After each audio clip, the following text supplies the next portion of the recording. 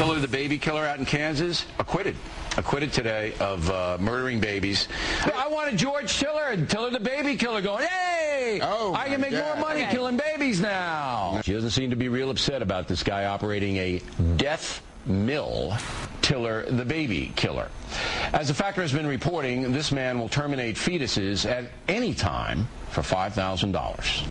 After years of being vilified on the right nationally and stalked and harassed and bombed and shot and attacked where he lived and practiced medicine, on May 31st of last year, abortion provider Dr. George Tiller of Wichita, Kansas, was finally murdered by an anti-abortion extremist.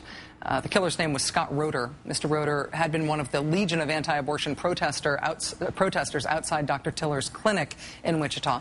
When he was pulled over and arrested after the shooting, he had the phone number of a senior staffer at the anti-abortion group Operation Rescue in his car.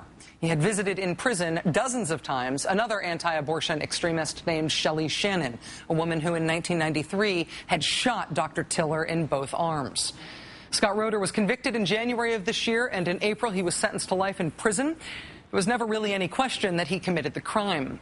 But late on Friday night, there was a shock of a new development in this story.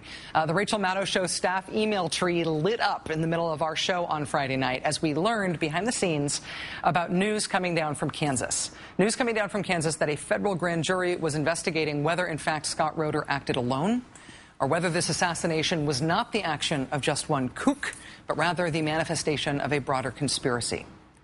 In a year when radical anti-abortion policy positions are held by more candidates for high office than in any other election we know of in U.S. history, the prospect of a conspiracy case in the latest murder of an abortion provider has the potential to put abortion rights and anti-abortion extremism right back into the center of American politics.